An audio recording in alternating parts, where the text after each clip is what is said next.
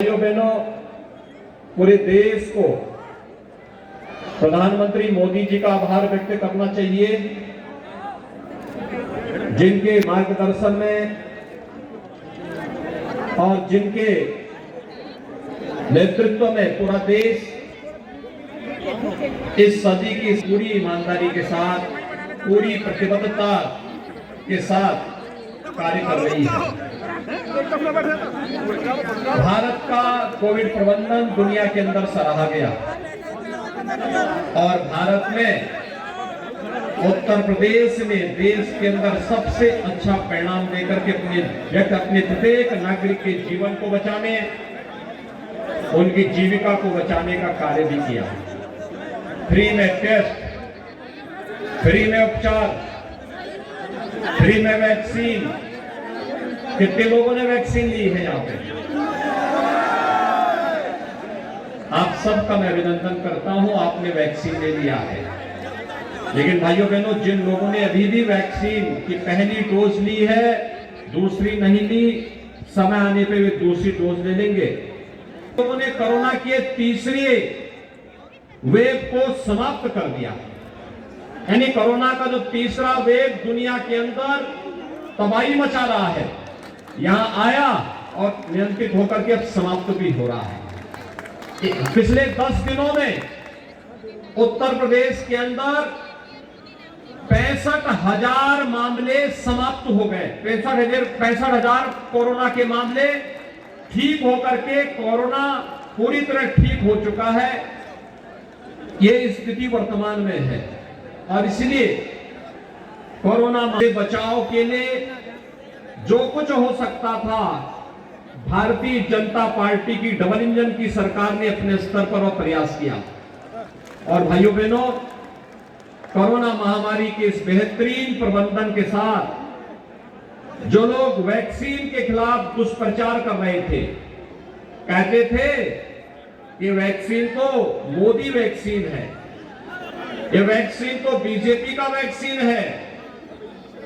आप सब ने वैक्सीन लेकर के अपने को तो कोरोना से बचाया ही बचाया, उन लोगों के मुंह पर एक जोरदार तमाचा भी दिया कि मोदी वैक्सीन ही सही, लेकिन यह देश कोरोना के खिलाफ देश की लड़ाई में विजयी बनेगा। सब लोगों ने उत्तर प्रदेश के अंदर वैक्सीन की पहली डोज ले ली है।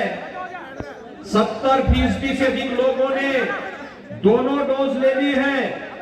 वैसे ही भाइयों बहनों, चुनाव में भी एक जोरदार डोज देने की आवश्यकता है कि 70% वोट कमल निशान पर जाएगा। यही तो हमें संदेश देना है।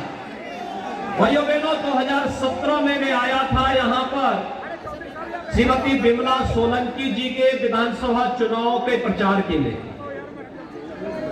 वे हमारी बहुत अच्छी विधायक रही है। पार्टी एक संगठन के रूप में काम करता है, एक परिवार के रूप में काम करता है और परिवार में अलग अलग सदस्य की भूमिका अलग अलग समय में अलग अलग होती है और एक अनुशासित कार्यकर्ता के रूप में आज वे हमारे इस मंच पर हैं। मैं उनका स्वागत करता हूं।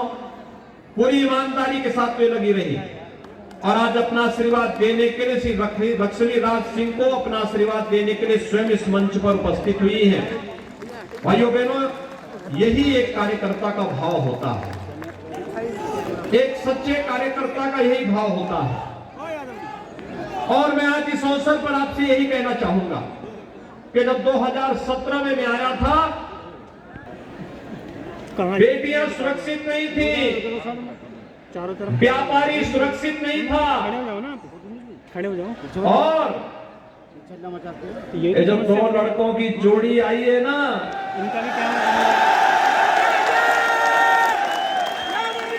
ये 2 लड़कों की जोड़ी 2017 में भी बनी थी, 2014 में भी बनी थी। 2017 में प्रदेश की जनता ने एक दिल्ली में रहने वाले और एक लखनऊ में रहने वाले दोनों जोड़ी को कहा था कि तुम इस लायक हो ही नहीं भाई। याद करिए, मैं आपको याद दिलाने के लिए आया हूं। भाइयों बहनों, 2013 में जब मुजफ्फरनगर और सचिन और गौरव नाम के 2 जाट युवकों की निर्मम हत्या हुई थी। लखनऊ वाला जो लड़का है ना, इस सत्ता में था और तब हत्या करवा रहा था, हत्यारों को प्रश्रय दे रहा था, दंगाइयों को लखनऊ में बुला करके उनका सम्मान कर रहा था। और भारतीय जनता पार्टी का कार्यकर्ता जो उन दंगाइयों के खिलाफ आलो आवाज उठा रहा था, उन भारतीय जनता पार्टी के कार्यकर्ताओं के खिलाफ, व्यापारियों के खिलाफ झूठे मुकदमे दर्ज करके उन्हें जेलों के अंदर बंद किया जा रहा था। और दिल्ली वाला लड़का तमाशा बना के तब भी कहता था, अरे दंगाइयों के खिलाफ ज्यादा कार्रवाई नहीं होनी चाहिए, उनका बचाव तब भी कर रहे थे। एक बार फिर से ये लोग अपने एक नए कवर के साथ आपके बीच में फिर आ रहे हैं। माल तो वही है, लिफाफा नया है, माल तो वही पुराना सड़ा गला माल है। जिसने असुरक्षा दी, जिसने दंगा दिया, जिसने माफिया दिए, और आज भी कहते हैं, कह रहे आने दीजिए सरकार। हमने कहा कभी नहीं हो रही, कवायद के दिन तक भी तुम्हारी जो है, कयामत के दिन तक भी तुम्हारा ये सपना साकार नहीं होने वाला है, ये मान करके चल लो। लेकिन ये देख लो, 10 मार्च के बाद पूरी गर्मी शांत करवा देंगे।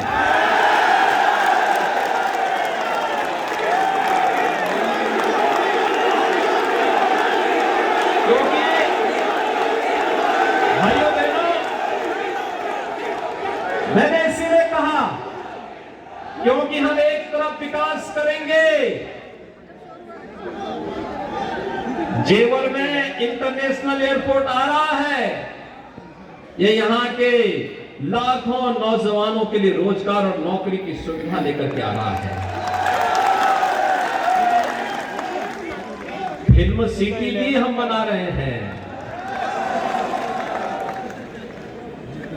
फिल्म सिटी के निर्माण की कार्रवाई भी कर रहे हैं। और साथ साथ डिजिटल युग में सबसे बड़ी भूमिका होती है डाटा सेंटर की, डाटा सेंटर का भी निर्माण हो रहा है। पिछली सरकार तमंचे की फैक्ट्री चलाती थी, और हम यहीं पे डिफेंस कॉरिडोर दे रहे हैं, डिफेंस कॉरिडोर। यहां जो तोप बनेगी ना, और जब भारत की सीमा पे गरजेगी तो पाकिस्तान के छक्के उसी में छूट जाएंगे। जब वहां पे, क्योंकि प्रदेश के अंदर कोई एक जनपद है जहां के सर्वाधिक नौजवान सेना में हैं, तो वह जनपद बुलंदशहर है। तो डिफेंस कॉरिडोर हम बना रहे हैं। देखो, आप अंतर समझ सकते हैं, वे तमंचा बनाते थे लूटपाट करने, राहगरी करने के लिए, हम डिफेंस कॉरिडोर बना रहे हैं देश की रक्षा करने के लिए। और हमने कहा भी देखो, विकास भी कराएंगे, लेकिन बुलडोजर रुकेगा नहीं, माफिया के ऊपर बुलडोजर चलता रहेगा। दंगाइयों के फोटो फिर से लगाएंगे चौराहे चौराहे पर, और नोटिस जाएगी कि तुमने इतने साल पहले दंगा किया था, अब बेटा समय आ गया, इसकी भरपाई भी कर लो। और इसलिए भाइयों बहनों, एक तरफ विकास है, और विकास के साथ साथ माफिया के खिलाफ बुलडोजर भी है। ये वही चला सकता है जिसमें दम होगा। और दूसरी तरफ भाइयों बहनों, आपने देखा होगा